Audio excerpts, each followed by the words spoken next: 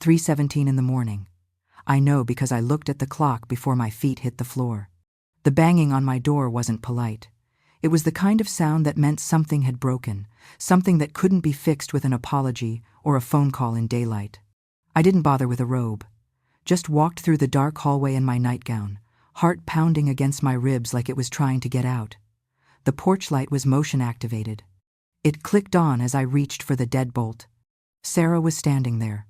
My daughter, 32 years old, hair stuck to her cheeks, eyes swollen the way they used to get when she was 7 and had nightmares about her father dying. She was holding a piece of paper in both hands, shaking.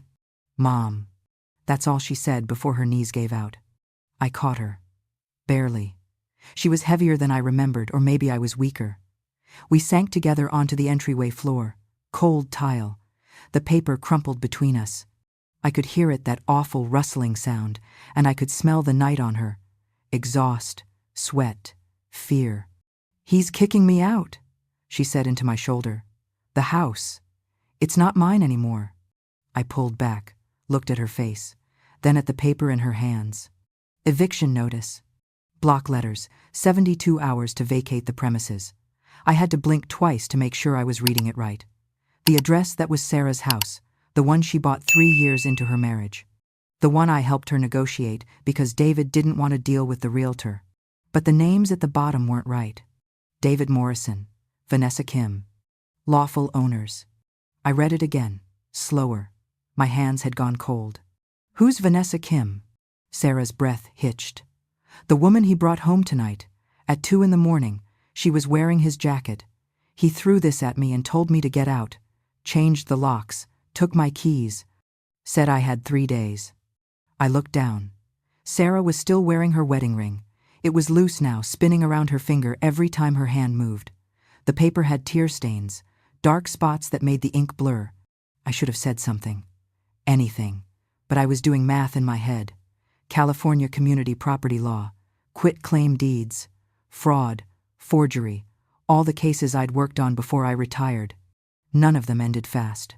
"Mom," Sarah whispered. She was looking at me the way she did when she was 7.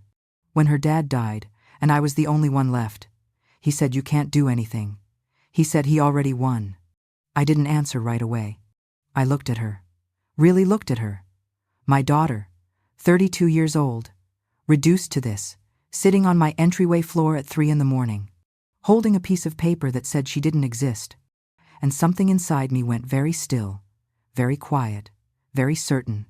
"Stay here," I said quietly.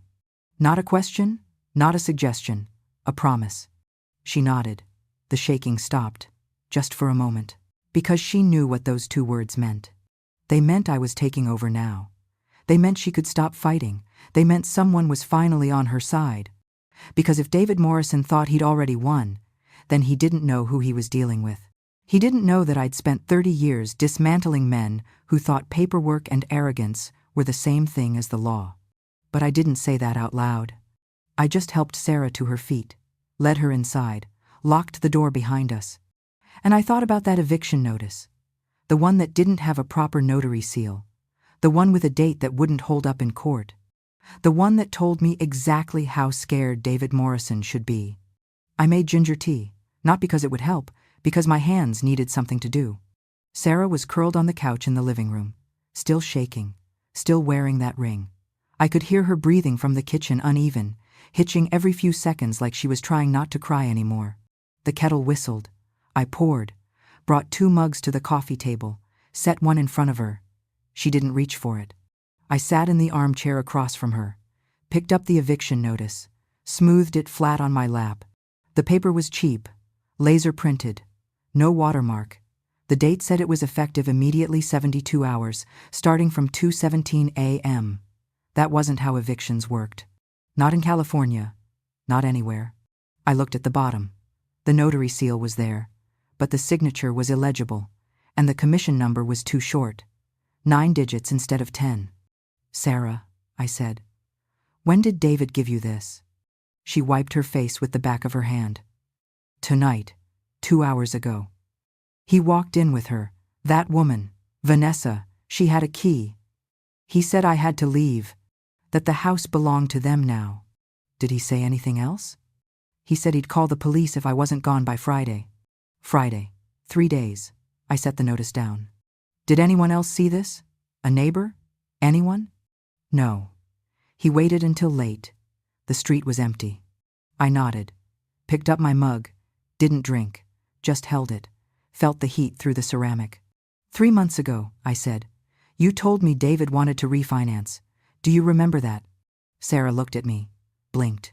He said the interest rate was too high, that we could save money. He took me to a notary, somewhere in Glendale. I signed papers. What kind of papers? I don't know. Refinancing documents. That's what he said. Do you remember what the office looked like? She frowned, tried to think. Small, no windows. The walls were beige. The notary was a woman, middle-aged. She didn't ask for my ID.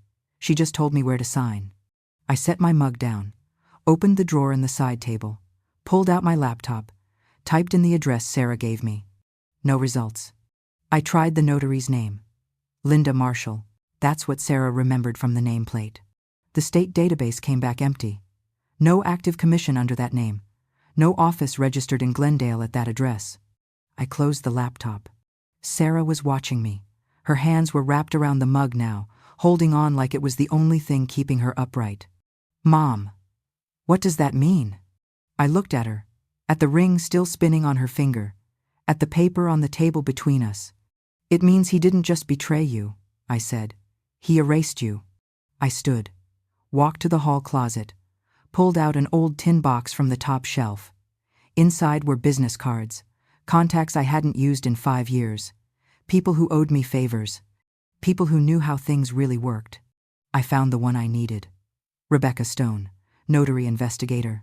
We'd worked together on fraud cases back when I still practiced. I thought about calling David. Right then, at 4 a.m, telling him I knew about the fake notary, watching him panic. But that's not how you win against men like him. You don't show your cards. You don't give warnings. You gather evidence, build the case, then you strike once, decisively. So I made the call that mattered, the one that would start everything. I took my phone into the kitchen, dialed her number. 4:30 a.m, she wouldn't answer, but she'd see the message when she woke up. Rebecca, it's Maggie Walsh. I need the file. I hung up, came back to the living room. Sarah was staring at the eviction notice. Her shoulders were tight, her jaw set. What are we going to do? She asked. I didn't tell her what I was planning. Not yet. Because if David thought he'd already won, he didn't know the one rule I'd learned in 30 years practicing real estate law. The quieter you are, the louder the truth becomes. 6 a.m. The sky was turning gray outside. Sarah had finally stopped shaking. We sat at the kitchen table, her phone between us. She scrolled through emails, text messages, photos, anything she still had access to. 3 months ago, I said. You signed those papers. Tell me everything you remember. She swiped through her calendar, found the date. July 19th. David said we needed to refinance, that the rates had dropped. He'd already set up the appointment. Told me to meet him at the notary's office after work. What was the address? She found the text. Read it aloud. 412 West Maple, Suite 200, Glendale. I wrote it down. And when you got there? The building was old. No sign outside. I had to buzz in. The notary met us in a small room. No windows, just a desk and 2 chairs. What did she look like? Sarah closed her eyes, tried to remember. 50, maybe older. Brown hair. She wore reading glasses on a chain. She had a nameplate on the desk. Linda Marshall. Did she ask for identification? No. She just put papers in front of me. Told me to sign at the bottom. David said it was standard. That we'd gone over everything already. How many pages? 3. Maybe 4. I didn't read them. I should have read them. I reached across the table, squeezed her hand. What did the notary seal look like? Round. Blue ink. She stamped every page. I let go. Picked up my phone, searched the California notary database again, entered Linda Marshall's name, the address Sarah had given me, the date. Nothing. I tried the business registry, corporate filings, property records. The address didn't exist. Not as a suite, not as a business. The building at 412 West Maple was residential. Had been for 20 years. I set my phone down. Sarah was watching me, her eyes red, her voice small. Mom. I closed the laptop, looked at her, at the eviction notice still sitting on the counter, at the ring on her finger that wouldn't stop spinning. It means he didn't just betray you, he erased you, and we're going to find out who helped him do it. I stood at the window, looked out at the backyard. The sun was coming up, orange light spreading across the grass. The garden my husband planted 30 years ago, before the cancer, before I learned what it meant to fight for something when everyone said it was already lost. He'd been cheated once, a land deal, a partner who forged his signature on a deed transfer. It took me 2 years, 2 years of depositions and motions and late nights at the law library, but I got it back. Every inch of that property. I remembered the night I told him I was taking the case. He'd wanted to let it go, said fighting would cost us more than the land was worth, but I couldn't, not because of the property, because of the principle. Some things, I'd told him then, you don't walk away from. He'd smiled, touched my face. Then I'll make the coffee while you work. The roses he planted were blooming now, pink and white.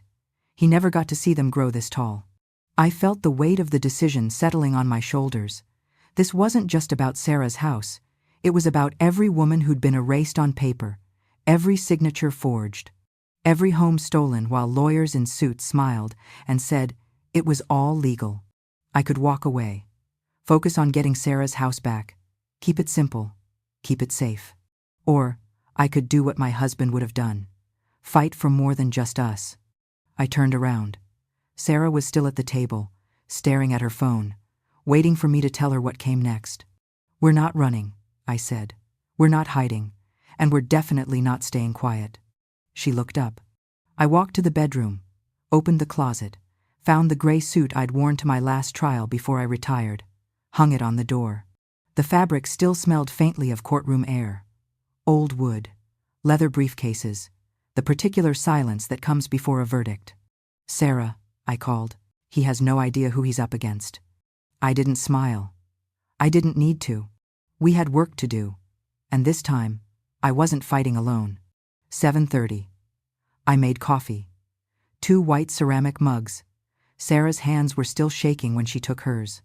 I sat across from her, watched the steam rise between us, looked at that ring, still loose, still spinning. The metal had gone dull, like the promise it used to represent. I pulled out a yellow notepad, wrote a list. County records, bank statements, 7 years, witness list, timeline. Sarah watched me write, didn't say anything, just held her mug with both hands like she was afraid to let go. Mom, she said finally, what if we can't prove it? I set the pen down, looked at her. Then we'll prove something else. The law doesn't just protect the loud, it protects the prepared. But inside, I felt the old familiar fear, the one I'd learned to hide in 30 years of practice. The fear that evidence wouldn't be enough, that men like David always had one more trick, one more forged signature, one more story that sounded just believable enough. I'd lost cases before. Good cases. Cases where I'd had everything lined up perfectly and still watched the judge rule against us. Because the other side had better lawyers, or better lies. But I'd also learned something in those losses. You don't win by being louder. You win by being right, and by never, ever giving up. I got up, walked to my desk, pulled out an old USB drive from the bottom drawer. Template files from 100 cases, property fraud, forged deeds, predatory transfers. I'd seen it all.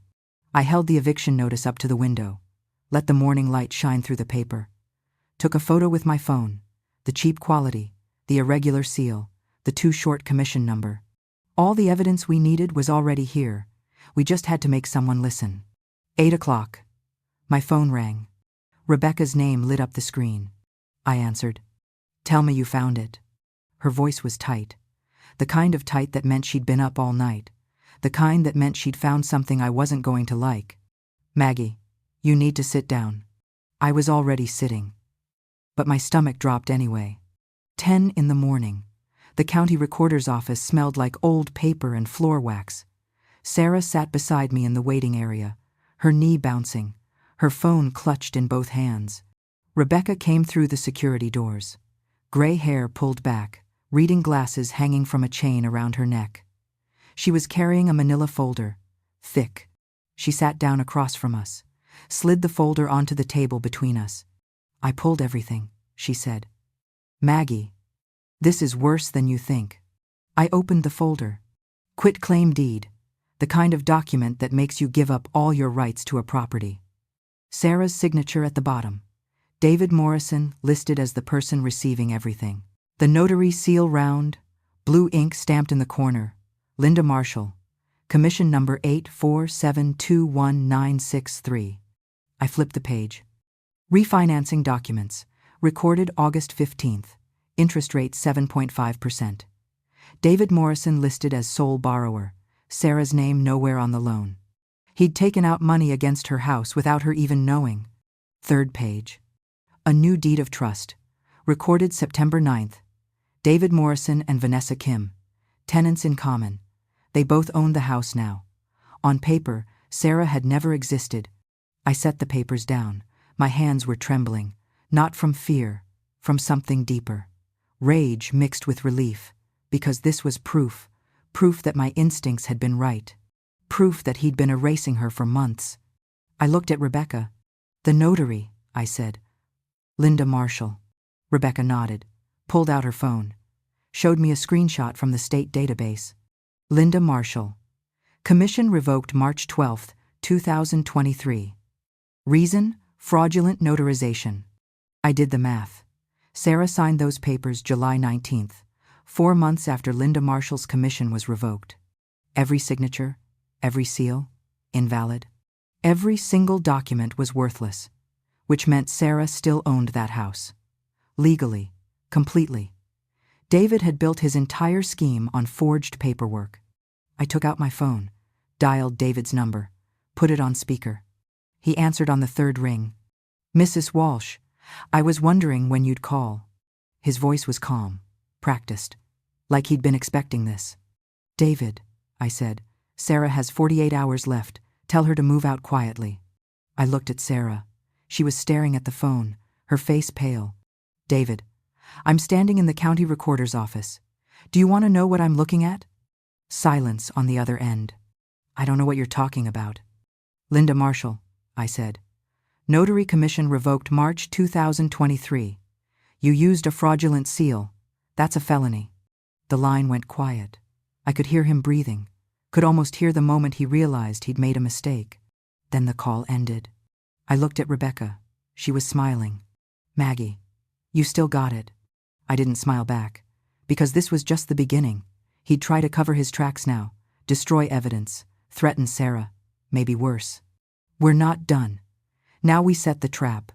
2 in the afternoon. We sat in Claire Thompson's office. Family law attorney. 20 years practicing divorce and custody cases. She'd worked with me on property settlements back when I still took clients. She spread the documents across her desk, read through each one, shook her head. "This is textbook financial abuse," she said. He isolated her from the asset. Sarah sat beside me, arms wrapped around herself, listening. Claire looked at her. "When did you realize something was wrong?" "I didn't," Sarah said. "Not until last night." He'd always handled the finances, the mortgage, the bills. He said I didn't need to worry about it. "Did you ever see bank statements?" "No." "Tax returns?" He filed them, told me where to sign. Claire made notes. "And this woman, Vanessa Kim, when did you first meet her?" Sarah thought about it. 2 years ago, company party. David introduced her as a colleague, said they worked on the same accounts. I leaned forward. "She's a real estate agent." I checked. "She's sold 3 houses in the last 2 years, all the same pattern. Divorced men, former wives gave up their property rights." Claire set her pen down, looked at me. "California law says everything acquired during marriage belongs to both spouses. But if Sarah signed away her rights, even without knowing, she could lose everything." "But if the deed isn't legal?" I asked. Claire smiled. Then the house is still hers. And he's facing fraud charges. Sarah finally spoke, her voice barely above a whisper. I lived with him for 7 years. I thought I knew him. I reached over, took her hand. You didn't lose yourself, Sarah. He tried to erase you. There's a difference. Claire leaned forward. Maggie, if you want to do this right, we need to move fast. If David knows you're onto him, he'll try to cover his tracks. I looked at her. He already knows. And that's exactly what I want. That night I sat at my laptop. The blue glow lit up the kitchen. My hands shook when I typed the name. Linda Marshall. Each search result was a punch to the stomach. Lisa Tran, 2022. Amy Nguyen, 2020. Jennifer Walsh, 2019. Over 200 documents just like Sarah's. Same fake notary. Same ending. Women who thought they were refinancing, who trusted their husbands, who lost everything. I stood up, walked to the balcony. The night air was cold, but I didn't feel it. I picked up my phone, fingers trembling as I dialed Rebecca's number. She answered on the first ring. This isn't just David, I said. This is a network. Silence on the other end. Then her voice, quiet. How many women, Maggie? I stopped counting at 30. I called Tom Reyes next, private investigator. We'd worked together on fraud cases 15 years ago. He owed me. I need you to pull everything on Vanessa Kim, I said. The real estate agent? Yes. He called back 2 hours later. She's sold 3 houses in 2 years. All of them follow the same pattern. Husband divorces. Wife signs away property without realizing what she's doing. Vanessa gets the listing 6 months later.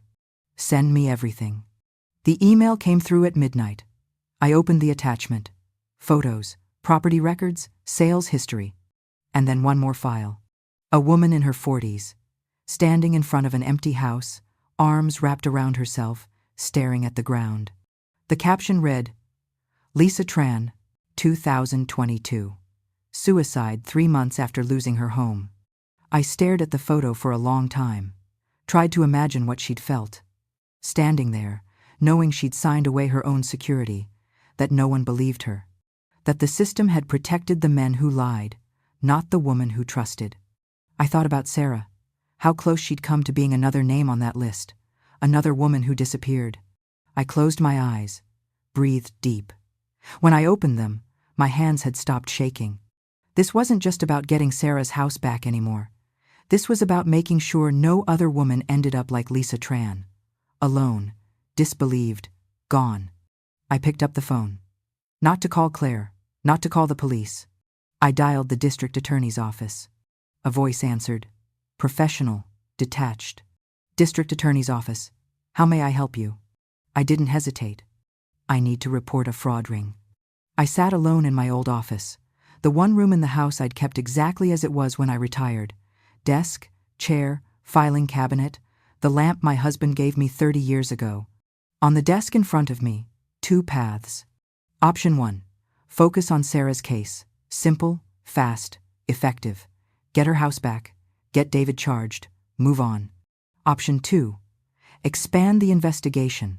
Find the other victims. Report it to the DA. Build a case that could take months, maybe years. But option 2 meant Sarah would have to wait, testify multiple times, relive the trauma over and over, watch other women cry about their own lost homes while hers sat in legal limbo. I thought about my husband, the way he used to sit in this same chair, reading case files late at night. Justice isn't just for one person, Maggie, he'd say. It's for everyone who comes after. But I was a mother first. My instinct was to protect Sarah, not fight for strangers. I looked at the photo of Lisa Tran on my screen, the empty house behind her, the defeat in her shoulders. 3 months later, she was gone, because no one had fought for her, because she'd thought she was alone. How many more Lisa Trans were out there right now? How many women were sitting in their cars outside houses they no longer owned, wondering if they were crazy, wondering if anyone would believe them? I could protect one daughter, or I could try to protect them all. The phone sat on my desk, heavy, like it knew what I was about to do. My hand shook as I reached for it. I could call Claire, tell her to settle quietly, Get Sarah's life back. Be the mother I was supposed to be. Or, I could call the DA. Open this thing wide. Make sure every woman who'd been erased got a chance to fight back. I thought about what I'd tell Sarah. How I'd explain that justice sometimes means you have to wait. That doing the right thing isn't always the same as doing the easy thing. I dialed. The voice answered. District Attorney's Office. How may I help you? I took a breath, felt the weight of every name on that list, every empty house, every forged signature. I want to report a fraud ring. And with those words, I chose everyone, including my daughter. 2 days later, the DA's office called back. They wanted to meet. Detective Maria Santos sat across from me in a windowless conference room. Gray walls, fluorescent lights humming overhead. The air smelled stale, like old coffee and stress. A file folder opened between us. Mrs. Walsh, she said. We've been tracking this operation for 8 months. We just didn't have a witness willing to come forward. She turned the file toward me. Photos, property records, names I recognized from my searches. Linda Marshall isn't the mastermind, Maria said. She's just a tool. Then who? She slid another photo across the table. A man, 60, silver hair, navy suit, standing in front of a law office. The sign behind him read, Delgado and Associates, Family Law, Frank Delgado. I stared at the photo, the name, the face. My chest tightened. The room suddenly felt smaller. I knew him. 25 years ago, we'd worked together on a property settlement case. He'd been sharp, ethical, or so I thought. I'd even referred clients to him. Sent women to him thinking he'd protect them. Maria pulled out another photo. Frank Delgado standing next to David Morrison. Golf course. Both of them smiling. The timestamp in the corner, 3 months before Sarah signed those papers. He knew, I said, my voice barely above a whisper, my hands flat on the table, pressing down, trying to stop them from shaking. Maria nodded. He knew I'd fight back, and he still did this to my daughter. Because he thought I was too old, too retired, too tired to matter anymore. He was wrong. I came home exhausted. It was after midnight, but I couldn't sleep. Sarah was in the kitchen, sitting at the table, cup of tea in her hands, staring out the window at nothing. I sat down beside her. Didn't say anything about the meeting, about Frank Delgado, about the case that was building. For the first time in days, we didn't talk about paperwork, or lawyers, or David. We just sat. Mom, Sarah said finally, I'm sorry I didn't listen to you 7 years ago. I looked at her, at the exhaustion in her face. The guilt. Don't, I said. You loved him. That's not a mistake. That's being human. But I feel so stupid. You're not stupid. You're trusting. There's a difference. And the world needs people like you. She set her cup down, looked at her left hand. The ring was still there, still loose, still spinning every time she moved. She pulled it off, set it on the table between us. I didn't say anything, just reached across, took her hand. Your dad was like you, I said. Too trusting. Someone took advantage of him once in business. He felt the same way you do now, like he should have known better. What did he do? He told me something I've never forgotten. He said being kind isn't being weak. It's choosing to see the best in people, and when they prove you wrong, you walk away with your head high. Sarah looked at me. Her eyes were wet. What if I can't walk away, Mom? What if I'm too tired? I squeezed her hand. Then I'll carry you, until you remember how to stand. We sat there for a moment, the ring between us on the table, a circle that meant nothing now. But tomorrow, we'd have to decide what to do with it. Tomorrow, Sarah would have to face the choice I'd already made, to fight not just for herself, but for all of them. And I didn't know if she was ready for that. The next morning, I got an email, from an address I didn't recognize. Subject line: I saw the news about the DA investigation. I opened it. My name is Elena Torres. David Morrison was my husband too. I called the number at the bottom of the email. A woman answered on the second ring. Mrs. Walsh? Yes. Thank you for calling. I didn't know if you would. Her voice was steady, careful, like she'd practiced what she was going to say. You were married to David? 2015 to 2017.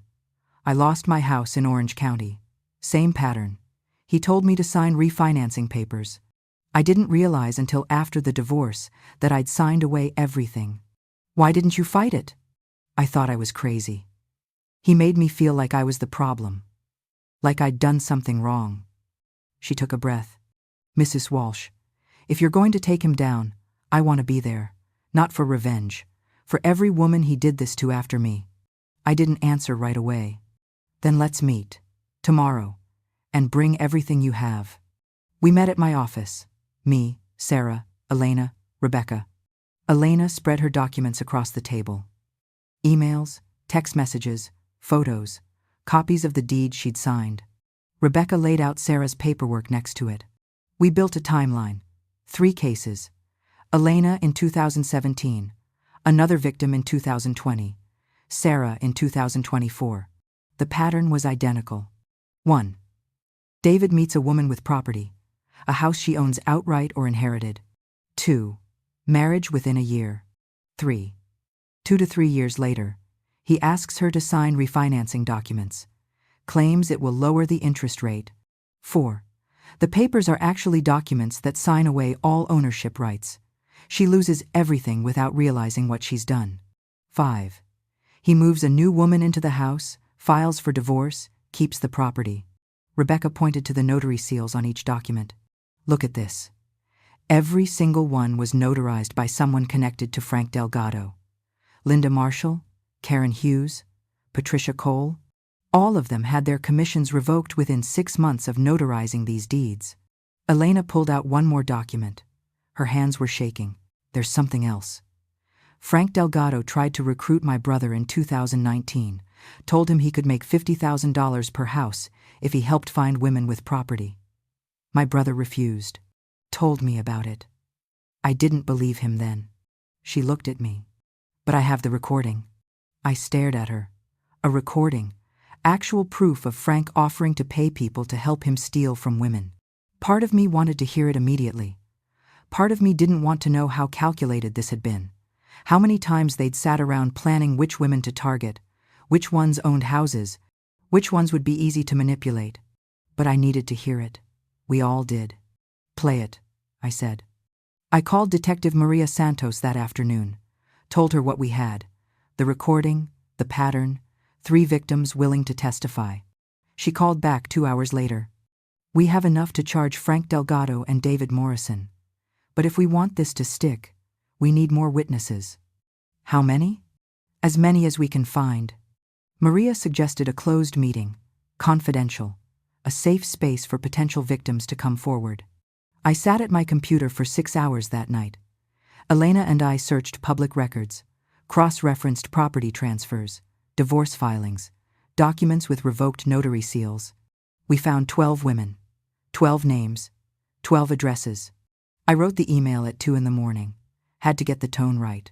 Warm but firm, honest but not frightening. Dear Mrs. Patterson, my name is Margaret Walsh. I'm reaching out because I believe you may have been affected by a property fraud scheme involving David Morrison and attorney Frank Delgado. You are not alone, and you are not to blame. If you're willing to share your story, we're building a case to stop this from happening to anyone else. I sent 12 emails. Waited. 2 weeks later, 7 women agreed to meet. The community center on Oak Street. Small room, folding chairs arranged in a circle, the smell of coffee from the machine in the back. I stood outside the door, my hands shaking. Sarah put her hand on my shoulder. You ready, Mom? I nodded. Inside, the women were already sitting, waiting. Some looked angry. Some looked terrified. All of them looked tired. I walked in, pulled up a chair, sat down in the circle with them. Eye level. Thank you for coming, I said. I know this wasn't easy. I looked around the circle. My name is Maggie. This is my daughter Sarah. 2 weeks ago, her husband tried to evict her from her own house, used a fake notary seal, made her feel like she was crazy. Sarah spoke next, her voice quiet but steady. He made me feel like I was the problem, like I didn't deserve to own anything. A woman across from us nodded, short brown hair, wearing a cardigan that looked too big for her. My name is Lisa, she said.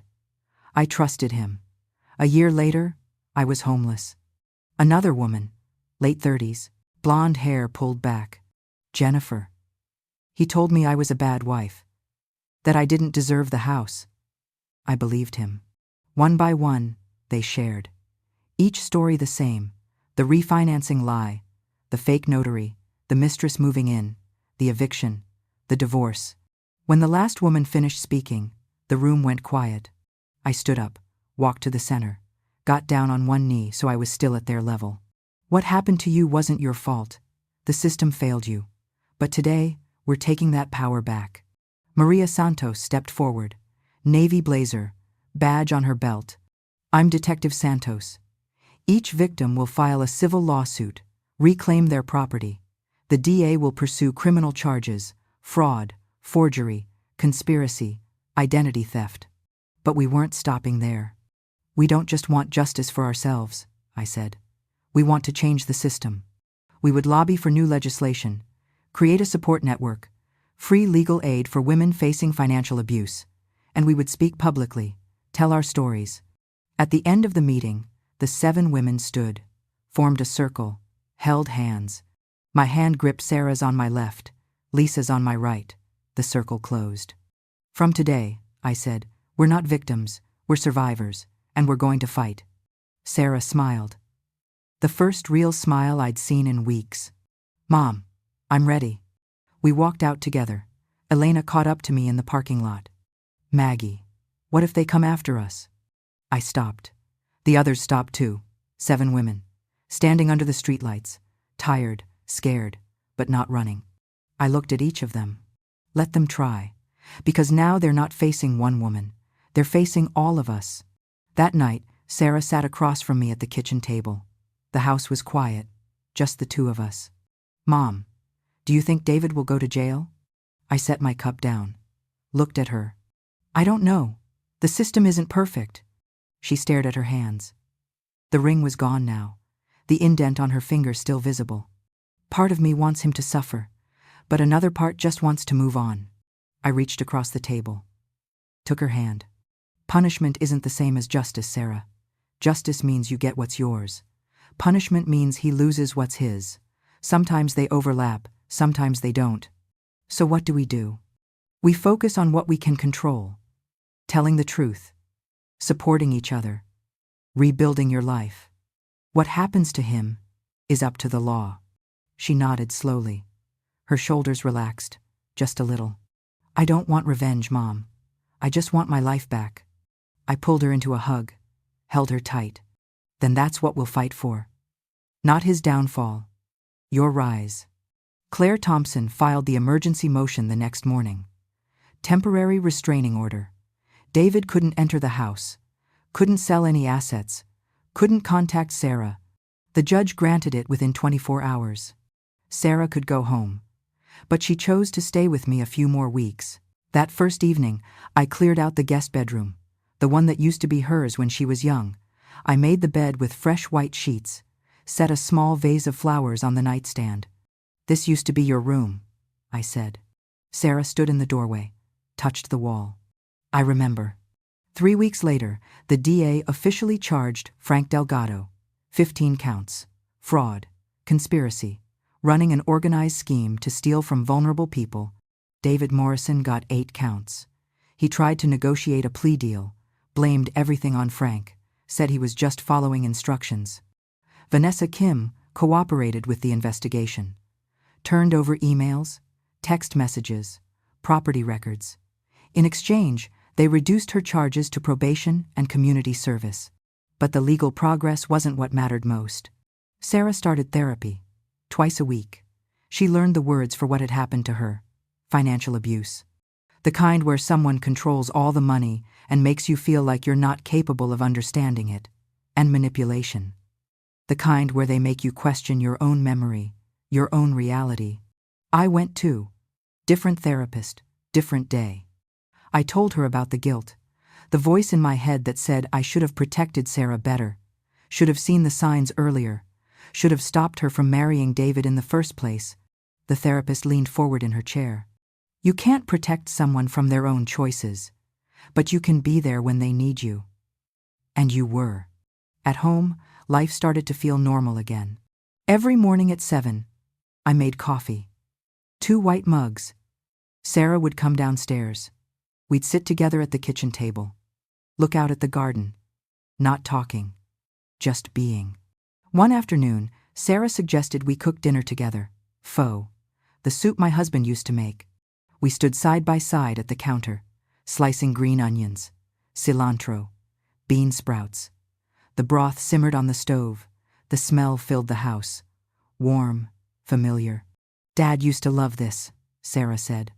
I nodded. He did. Sarah went back to teaching. The kids in her class had made welcome back signs, drawn pictures, written messages in crayon. We miss you, Miss Sarah. She came home that first day with tears in her eyes, but they were good tears. Evenings, we developed a routine. Dinner at 6, then a movie. Nothing heavy, nothing about divorce or betrayal, just simple stories. Sarah would lean her head on my shoulder. I'd run my fingers through her hair, the way I used to when she was small. On weekends, we worked in the garden. Sarah got her hands dirty, knelt in the soil, planted flowers, pulled weeds. Mom, she said one Saturday, I forgot how good this feels. I smiled. The dirt reminds us we're still here. One morning 6 weeks after that 3 a.m. knock on my door, I woke up to the smell of breakfast. I came downstairs. Sarah was at the stove, frying eggs, toast in the toaster, 2 glasses of orange juice on the counter. The table was clean, set for 2. Sunlight streamed through the kitchen window, lit up her face. She turned around, saw me standing there. Mom, I think I'm going to be okay. I walked over, wrapped my arms around her, held her tight, breathed in the smell of her shampoo. Lavender. I know you are. That afternoon, the doorbell rang. A delivery, certified mail. I signed for it, opened the envelope. Inside was a deed, stamped and notarized, properly this time. Legal, binding. Sole owner, Sarah Morrison. The old paperwork had been voided. The house was hers again. Legally, officially. No question. I called Sarah. She was at the store. I could hear shopping carts in the background, Muzak playing over the speakers. Sarah, it came. What came? The deed to your house, it's yours? Silence on the other end. Then her voice. Quiet. Mom, I want to sell it. What? I want to sell the house. I want to start over, somewhere new, somewhere that doesn't have his fingerprints all over it. I sat down at the kitchen table, looked out at the garden. Okay, I said. Then let's go build your new beginning. Sarah decided to go back one last time, to get her things, close the chapter. I went with her, not to protect her, just to be there. We pulled up to the house on a Wednesday afternoon. The lawn needed mowing. The mailbox was full. It looked abandoned already. Sarah unlocked the door. We stepped inside. Everything was exactly as she'd left it. The couch, the dining table, the coffee maker on the counter. But it felt different, empty, like a stage set after the actors had gone home. Sarah walked through each room, touched the walls, the furniture, stood in the kitchen doorway for a long time. Then she went upstairs. I followed. In the bedroom, she stopped in front of the wedding photo, the one hanging above the dresser. 7 years ago, her in a white dress, smiling, David beside her in a dark suit. She took it down, looked at it, really looked at it, then turned it over, set it face down on the bed. I'm not erasing it, she said. I'm just closing the chapter. She opened the top drawer of the dresser, found the wedding ring, the one she'd taken off that night in my kitchen.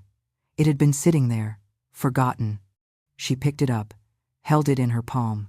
What should I do with it? I looked at her. What do you want to do?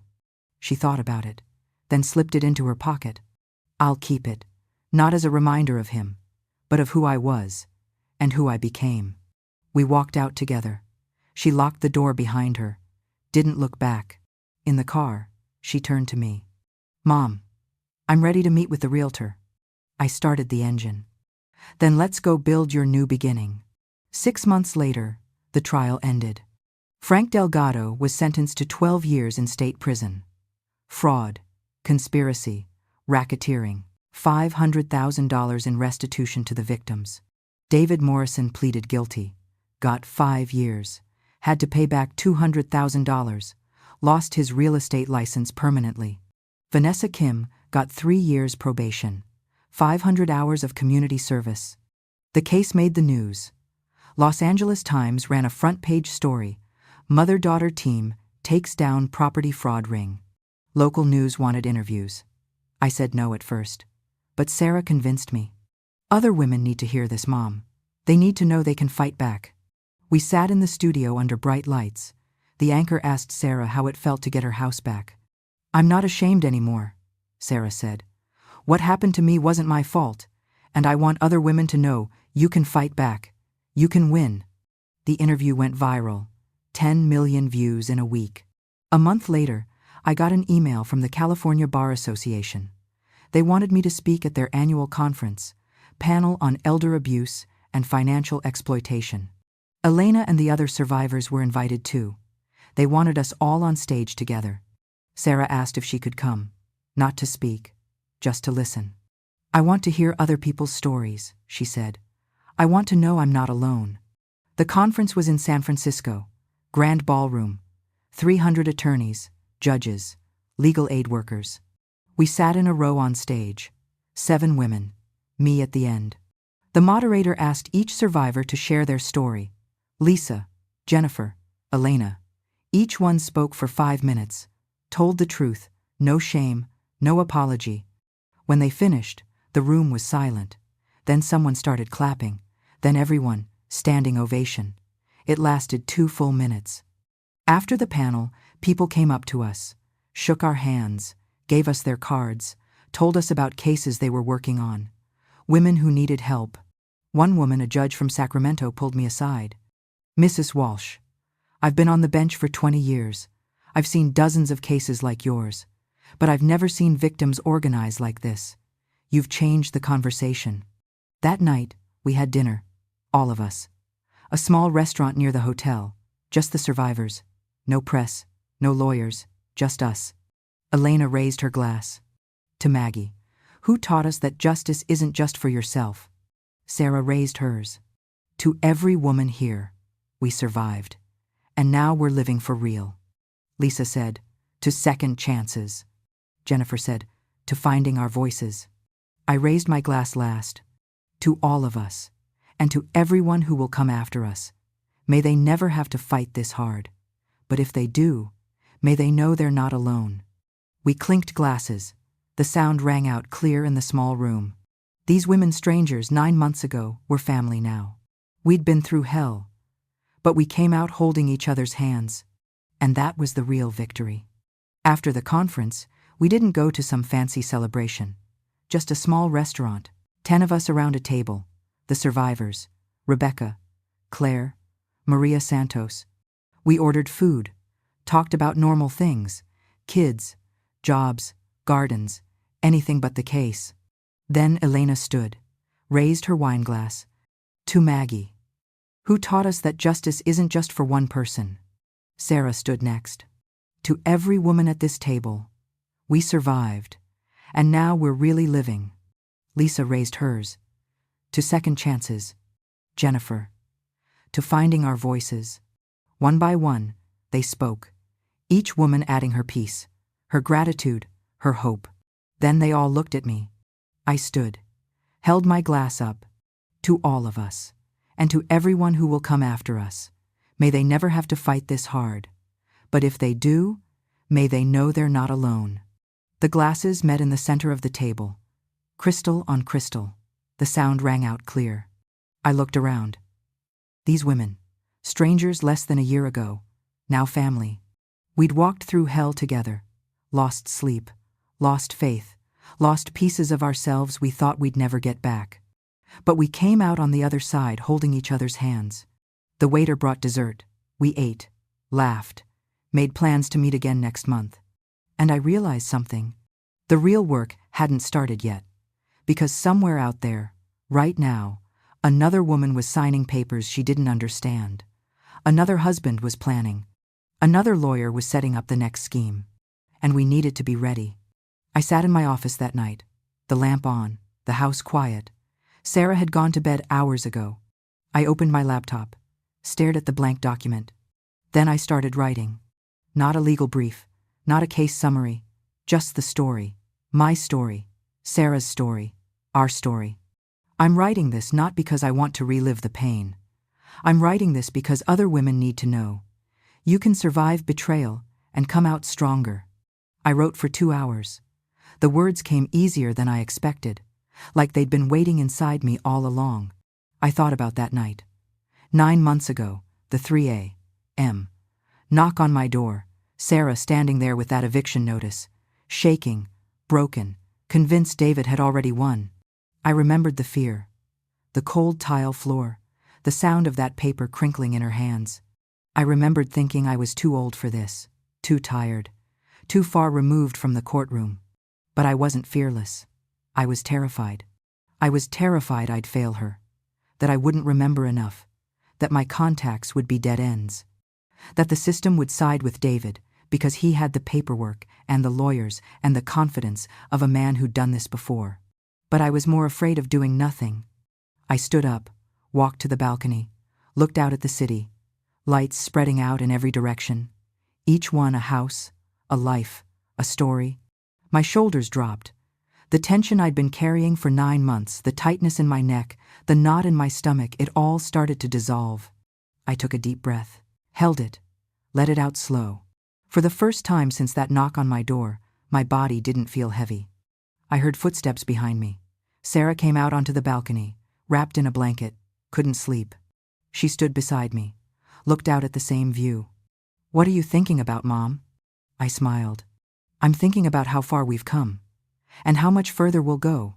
She leaned her head on my shoulder, the way she used to when she was small, when the world was simple and I could still fix everything with a hug and a glass of water.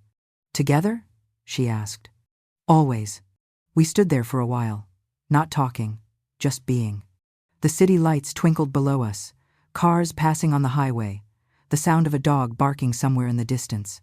Normal sounds, peaceful sounds, the sounds of life moving forward. The sentencing hearing was scheduled for a Thursday morning, 10 o'clock. Sarah and I arrived early. Elena, Lisa, Jennifer, the other survivors, we sat together in the gallery, front row. The courtroom was old, dark wood, high ceilings, the kind of room that made you whisper even when no one told you to. Frank Delgado was brought in first, orange jumpsuit, hands cuffed in front of him. He looked older than I remembered, gray hair thinner, face drawn. He kept his eyes on the floor. David came in next. Same orange, same cuffs. He glanced at Sarah once. She didn't look away. Neither did I. The judge entered. Everyone stood. Judge Catherine Walsh. I'd known her 20 years. We'd worked cases together back when we were both starting out. She sat. We sat. "Mr. Delgado," she said. Her voice filled the room, clear, steady. "You exploited the trust of vulnerable individuals for personal gain. You weaponized the law. You turned a profession built on protecting people into a tool for stealing from them. And today, the law holds you accountable." She read the sentence. 12 years in state prison. $500,000 restitution. Frank didn't react, just stood there, staring straight ahead. Then Judge Walsh looked at the gallery. At us. "The court recognizes the courage of the victims in this case. Your willingness to come forward has prevented this from happening to countless others. The court thanks you." She turned back to Frank. "Bailiff." They led him out. David's sentencing was next. Judge Walsh read through the charges, the plea agreement, the evidence. "Mr. Morrison, you preyed on women who trusted you, who loved you, who built lives with you, and you stole from them, not just their property, their dignity, their sense of safety, their ability to trust." She sentenced him to 5 years, $200,000 restitution, lifetime ban from any real estate transactions. Then she did something I didn't expect. She asked if any victims wanted to make impact statements. Sarah stood up, her hands shaking, but her voice didn't shake. "You tried to erase me," she said. "You tried to make me believe I was nothing, that I didn't deserve to own anything, that I was too emotional. too stupid to understand documents I was signing. But I'm standing here today because I learned something. My worth isn't defined by a piece of property or by a man who lied to me. I'm here because I refused to disappear. She sat down. I took her hand. Elena stood next. You stole my home, but you couldn't steal my dignity. Lisa, I'm here for the woman I was 5 years ago, the one who thought she was crazy. To her, I say, you're not crazy. You were abused. And today, we get to say no more. One by one, they spoke. Each woman standing, speaking her truth, taking back her voice. When the last one finished, Judge Walsh looked at David. Do you have anything to say? David stood, looked at the judge, not at us. I'm sorry, he said, his voice flat, rehearsed. I made mistakes. I take full responsibility. Judge Walsh didn't react. Bailiff. They let him out. The gavel struck. Sharp. Final. The hearing was over. We sat there. No one moved. No one cheered. No one clapped. We just sat there, letting it sink in. It was over. Not because they were punished, but because we'd been heard. We walked out of the courthouse together, down the stone steps, into the afternoon sun. No one spoke. We just stood there. On the sidewalk, cars passing, people walking by, the world moving on like nothing had changed. But everything had changed. I looked up at the sky, clear blue, not a cloud anywhere, the kind of day my husband used to call perfect. This is what justice feels like, I said. To no one, to everyone. Not loud, not triumphant, just quiet. Sarah turned to me. Mom, why don't I feel happy? Elena was standing beside us. She nodded. I thought I'd feel relief, but I just feel tired. I looked at both of them. Justice isn't happiness, it's closure. Happiness comes later, when you rebuild. We walked, no destination, just moved, down the street, through a park, found a bench, and sat. Someone bought coffee from a cart. We passed the cups around, sat there drinking bad coffee in paper cups, watching people jog past, dogs on leashes, kids on bikes. Normal life, happening all around us. We didn't talk about the case. We talked about other things. Sarah's new apartment, Elena's daughter starting college, Lisa's new job. Life. Just life.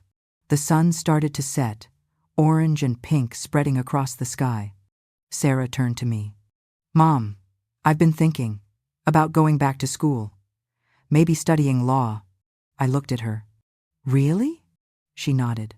Not to be like them, to be like you. I didn't know what to say, so I just held her hand. And I started counting the days in my head.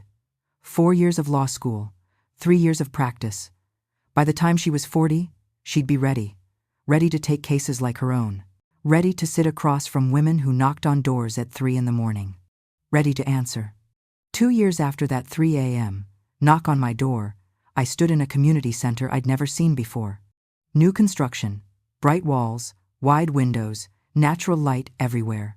On the wall behind me, a banner, blue letters on white fabric, the Sarah Foundation, supporting survivors of financial abuse. Sarah had done this, built it from nothing, started with a website and a phone number. Now she had an office, staff, volunteers, a waiting list of women who needed help. She'd gotten her law degree, night school, passed the bar on her first try. Now she worked here full-time, executive director. The settlement money from the lawsuit had been enough to start small. Grants and donations kept it growing. The foundation had helped over 200 women in 2 years, provided legal aid, counseling, financial literacy classes, job training. And they'd won. We'd lobbied for new legislation. Sarah's Law, they called it. Stricter verification requirements for property transfers, mandatory ID checks for notaries, background reviews every 2 years. California passed it, then Oregon, Washington, Arizona, 12 states total. I was listed as an advisor, but I didn't work here. Sarah ran it. This was hers. A young woman sat in the waiting area, 25 maybe, red eyes, holding a tissue, looking lost. Sarah sat down beside her, not across from her, beside her. Hi, I'm Sarah. You're safe here. The woman nodded, couldn't speak yet. I know how you feel, Sarah said, and I'm here to tell you something important. You're going to get through this. I watched from the doorway, proud, but also knowing when to step back. After the woman left with appointments scheduled, resources in hand, Sarah came over to me. Mom, I got an email this morning, a woman in San Diego. She's starting a similar foundation, wants our help. I smiled. So what did you say? Sarah grinned. I said yes, because this is bigger than us now. The foundation held its first annual reunion on a Saturday in October. 50 women showed up. Some I recognized, most I didn't. The ones we'd helped in year 1, the ones from year 2, women who'd come through the program, volunteers, staff, survivors, at every stage. The room buzzed, conversations overlapping, laughter, tears, both. I stood in the back, watching, not as a speaker, just as a guest. Elena was now volunteer coordinator. She trained new counselors, taught them how to listen without trying to fix, how to sit with someone's pain without rushing them through it. Lisa had opened a financial planning service, specialized in helping women rebuild credit, understand their assets, plan for futures they'd thought were gone. Jennifer was writing a book, her story, the fraud, the recovery, the rebuilding. A publisher had already made an offer. They weren't just survivors anymore. They were advocates, mentors, warriors who'd turned their pain into purpose. A woman stood up to share her story. Monica, 52. She'd come to the foundation 3 months ago. I'm here because my daughter's boyfriend is pressuring her to add his name to her house deed. She's thinking about it, says he loves her. That I don't understand. Sarah and I looked at each other across the room. Red flag. The same pattern. Starting again. Sarah spoke up. Has she signed anything yet? Monica shook her head. Not yet, but she's meeting with his lawyer next week. I stood, walked to the center of the room. Then we need to talk to her. Now. After the meeting ended, Monica brought her daughter, Amy, 28, defensive, arms crossed. He loves me. You don't understand. You're all just bitter. Sarah sat down across from her. I stood back. Let Sarah handle it. Amy. 7 years ago, I said the exact same thing. Can I tell you what happened next? Amy didn't answer, but she didn't leave either. Sarah told her story. The refinancing lie, the fake notary, the eviction notice at 2 a.m, the woman wearing his jacket, the 3-day deadline. He made me feel crazy, Sarah said. Like I was the problem. Like I was too emotional to understand business. Does that sound familiar? Amy's face changed. Just a little. The defensiveness cracked. He says I'm overreacting when I ask questions about the paperwork. What kind of questions? Why his lawyer needs to be there. Why I can't use my own attorney. Why it has to be done so fast. Sarah reached across the table. Didn't touch Amy. Just put her hand there. Available. Amy, I'm not going to tell you what to do, but I'm going to give you something. She handed her a card. The foundation's number. Her personal cell. If you need help, if anything feels wrong, if you just want to talk to someone who's been there, call me. Anytime. Day or night. Amy took the card. Looked at it. Put it in her pocket. Thank you, she said quietly. After they left, Sarah came over to me. Do you think she'll call? I looked at her. I think we planted a seed. Sometimes that's enough. 6 months later, I made a decision. I called a board meeting at the foundation. Sarah, Elena, Rebecca, Lisa, Jennifer, the 5 of us around the conference table. I'm stepping down from the board, I said. Sarah looked up, surprised. Mom, why? It's time for new blood, new ideas, and you don't need me looking over your shoulder anymore. But you're the reason this exists. I shook my head. No, you're the reason. I just helped you stand up. Now you're running. The vote was unanimous. They didn't want me to go, but they understood. The foundation held a small ceremony. Nothing fancy. Just the core group, some of the women we'd helped, a few reporters. They mounted a plaque at the entrance. Bronze. Simple. Founded by Margaret Walsh and Sarah Morrison, 2026, for every woman who refuses to disappear. I didn't make a speech. Didn't want one. Just said a few words. I'm proud. Not because of what I did, but because of what you're all doing. Keep going. A young woman approached me after. Emma. I remembered her from a year ago. 25. Boyfriend had stolen her inheritance. She'd been broken. Terrified. Now she was a junior counselor at the foundation, helping other women through what she'd survived. Miss Walsh, thank you. You gave me my life back. I smiled at her. No, dear. You took it back. I just held the door open. As I walked out that day, Sarah ran after me. Mom, where are you going? I turned around. Home, to rest. And then, who knows, maybe I'll write that book. Sarah laughed. What will you call it? I thought for a moment. The 3A. M. Knock.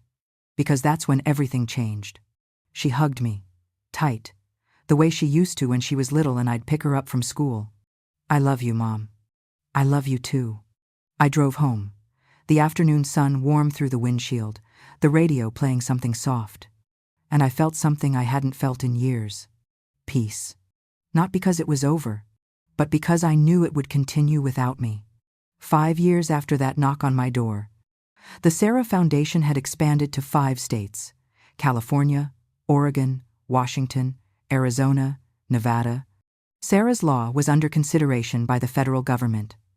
National notary standards, verification protocols, protection for vulnerable homeowners.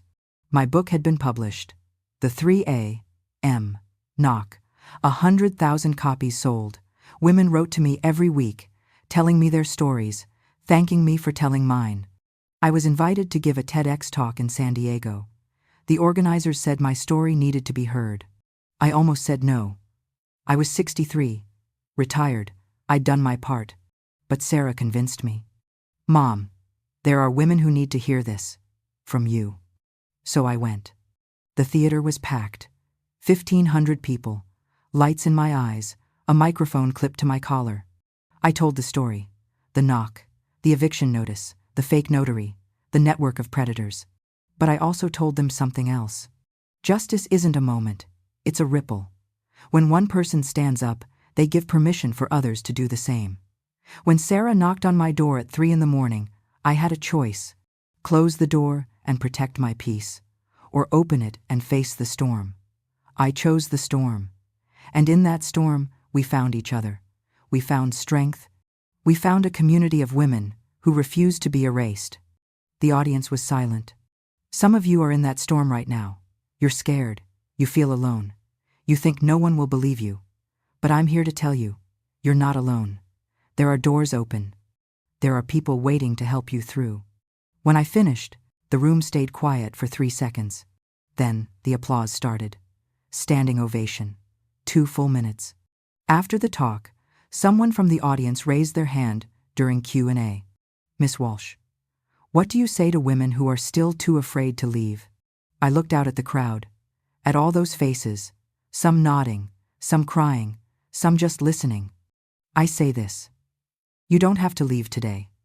But know that when you're ready, there's a door open, and someone is waiting to walk through it with you.